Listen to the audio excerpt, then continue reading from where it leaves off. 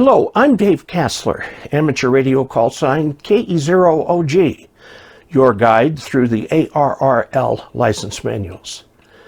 The videos in this course follow the manuals section for section. You can get the ARRL license manuals from the source listed below the video. After you watch the video, dig into the corresponding section of the book, study the associated questions, and then come back for the next video. Now, as it turns out, there's an organization called the ITU for the International Telecommunications Union in Switzerland, and in fact I was there once and saw a building by that name. This is an organization of different governments that have gotten together, the US among them, to make international radio law. And the reason for that is because radio waves don't stop at a country boundary. They keep going, particularly on HF.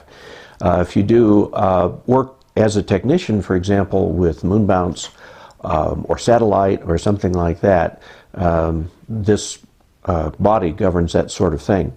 Now, the key thing to remember is that the Federal Communications Commission is extremely aware of all the rules that are there internationally, and in fact, if you just obey the FCC regs, you're in great shape to do these types of things.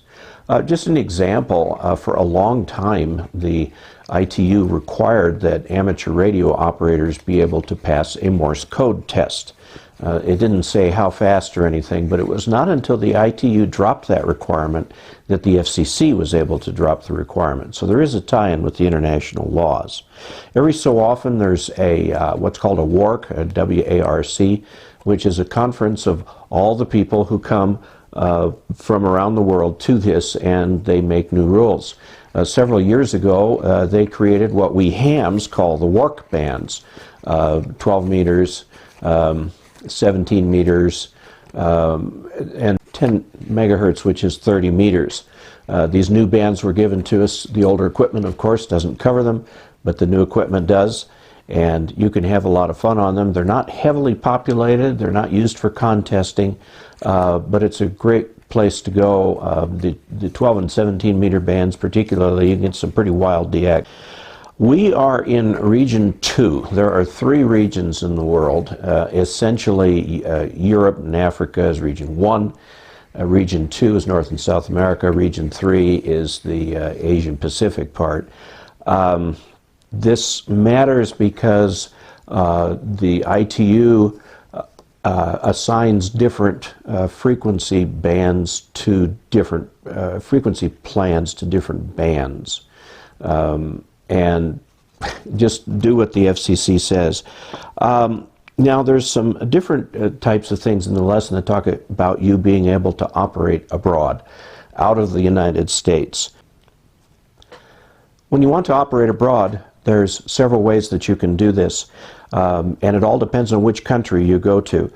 In some places there is reciprocal operating authority, meaning you just go, you don't need to do anything special. For other places there's the International Amateur Radio Permit, which will be accepted. There's also what's called the CEPT for the European countries. The basic rule is know before you go what you're going to run into. There are some countries that will not permit you to operate. There are other countries that will insist you get a local call sign before you operate. And this list changes all the time, so go up to the American Radio Relay League website and look in there under Reciprocal Operating Authority, and it will lead you to a place where you can find the countries. Now, one would think that if you're a ham and there's a ham in another country and the band conditions are good, that you ought to be able to talk to each other. And almost all the time that's true. But there are some countries that do not have agreements in place. These are not necessarily the kind of countries that you would want to be in. Their hams may be forbidden from talking to you, and if you send them a QSL card, it could get them in deep trouble. So do know, when you're operating like in a contest on 10 meters or something, and you hear lots and lots and lots of people on, it's safe to work any of them. So you shouldn't have too much trouble. Thanks for following along with the videos and the book. After you've studied this section in the manual and are satisfied you understand the questions and their answers, come back here for the next video. The ARRL is the National Association for Amateur Radio, and I urge you to join, even if you don't have your license yet. That way you get QST, the League's monthly magazine full of articles for beginners and veterans alike, or you can choose On the Air, a magazine designed specifically for those new to amateur radio. Until we next meet, 73.